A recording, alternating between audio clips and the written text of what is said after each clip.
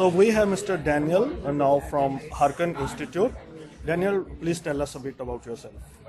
Yeah, so like you said, my name is Daniel Van Sant. I am the Director of Disability Policy at the Harkin Institute in the United States. We are a nonpartisan, nonprofit think tank that works in a few areas of public policy, one of which is people with disabilities. To keep it brief, our work is really at the intersection of the private sector, public sector, and self-advocates in the area of employment of people with disabilities. How you are enjoying this Purple Fest? How is the idea you are finding? So I've been having a really great time here at Purple Fest. Something that I think is really powerful is from the moment I arrived in the airport to everywhere I've been in the city, it's impossible to ignore that this festival is happening.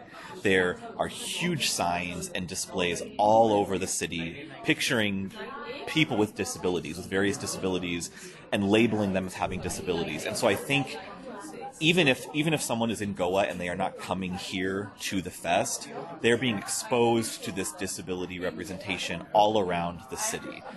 There's something very powerful about having thousands of people with all types of disabilities in one place, right?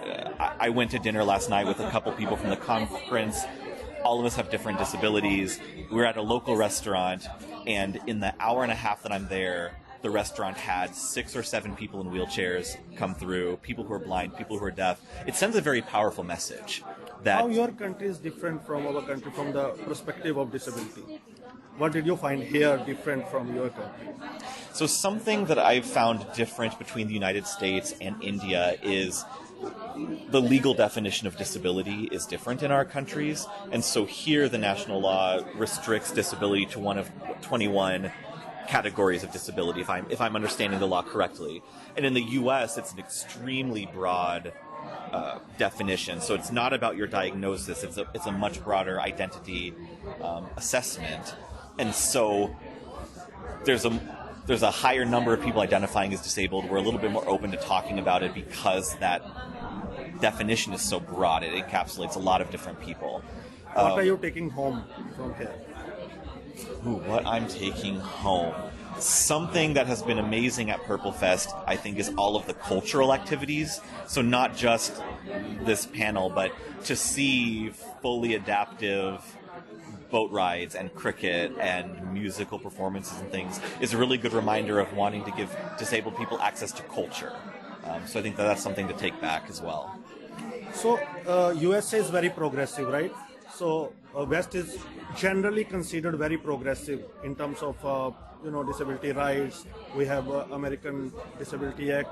Yes. But first time in India, disability is being celebrated. Diversity is being celebrated. We never seen anywhere else. So are you going to pitch the same idea in USA to organize International Purple Fest? I think that's a great idea. I don't know that I personally am going to be the one. It takes a lot of work to put on an event this large. But I think, as I just mentioned, of what to bring back, this celebration of disability, not in an academic sense, not in a healthcare sense, but in a cultural, fun, listening to music and dancing and playing sport, that is something that I would love to take back. And we have things like that in the United States as well, but this is a bigger scale than I've ever seen in the U.S. What is the one thing which really fascinated you in this entire Purple Fest? 1-2 things which you found really amazing and very close personally to your heart. That's a really tough question. Something that really touched my heart. Something that I can't escape the feeling of here at Purple Fest is, as I mentioned, I am a person with a disability from the United States, and seeing disabled people in India, I feel like I have an immediate connection with them. Even though our culture, our language, everything else might be different, there's that underlying piece. So there's something beautiful about bringing all of these different people together for that type of event that really does affect me when you say touch my heart. Any challenge you face here?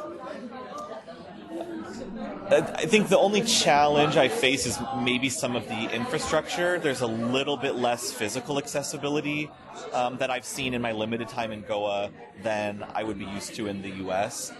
So that has been a little bit challenging. And certainly to see, I don't use a wheelchair right now, but to see people in wheelchairs and crutches and such struggling with ramps and entrances and stairs is a little bit of a culture shock for me, I will say. Hopefully this will be better next time you visit India. Yes. The important thing is to always keep moving forward, right? I know that there are certainly things that Purple Fest could do better. I'm not going to tell you that everything is perfect here, but I think it's also important to not let perfection get in the way of progress. What would be your message for our listeners? So if you were not able to come, know that there was an event of thousands of people with disabilities getting together and celebrating the fact that we are disabled. You are part of one of the largest communities in the world. And even though we are separated by country, by language, by culture, being a disabled person makes you part of this global population. And don't forget that you're not alone. Thank you so much for talking to us, Daniel. Yes, thank you for talking to me. I'm glad that you sought me out. Yeah, thank you. Thank you.